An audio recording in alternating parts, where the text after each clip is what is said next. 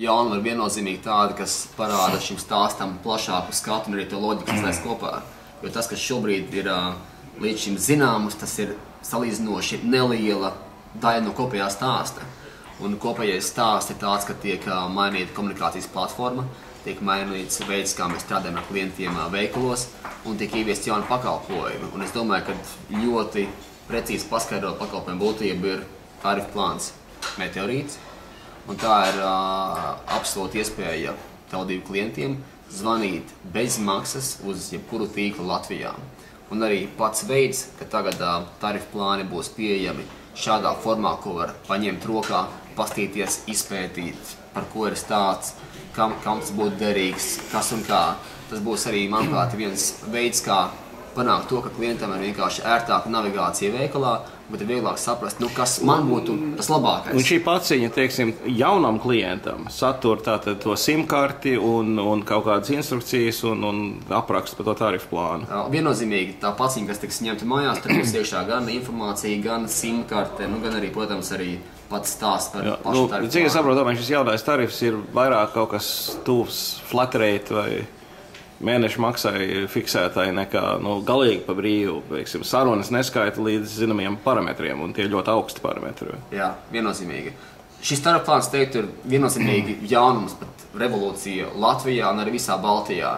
Jo būtība ir tāda, ka var zvanīt uz citiem tīkliem pat 2000 minūtes, un tas ir stundās 30 stundas, kas, manuprāt, ir absolūti nenorunājams apjoms. 1500 Tele2 tīklā un 500 uz citiem. Jā. Precīzi, tieši tā.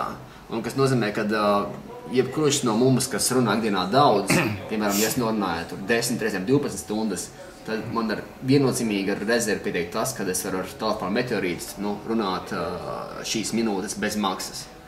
Tas ir tarifu plāns, kas ir ar abonēšanas maksu 9 mēnesī, un ietver sevī bezmaksas 2000 minūtes kopā uz visiem Latvijas un tā īsi rezumējot, teiksim, tas stāsts par to Meteorītu arī saistīts ar tām reklāmām par tiem noskrandušiem varoņiem.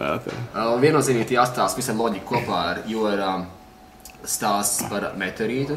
Tad bija redzējams varoņu LV klipā stāsts, kur Rīgai tuvojas kaut kas, asteroīds, kas varbūt ir Meteorīts pēc tam.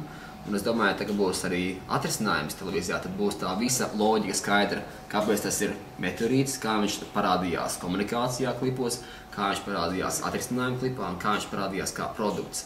Visa tā loģika būs pilnīgi skaidra redzama, jo tā ir kampaņa, kas tika gatavota vairākus mēnešus, lai tagad vairāk nedēļu laikā soli pa solim viņi varētu visu pastāstīt. Un tad varbūt arī nomierināsies vairāk cilvēku vai daudz cilvēku, kas to izstiep kaut kādā ārprātu. Es domāju, ka cilvēkam ir jautājums, vai tas bija viss, un kāpēc tā? Tagad būs redzama tā loģikas visa cilpa, visa aplis būs saprotams, kā šis stāsts ir attīstījies un kā viņš šobrīd ir nonācis līdz šim posmam. Protams, tālāk viņš attīstās tālāk, bet tas pirmais aplis būs pilnīgi skaidri redzams.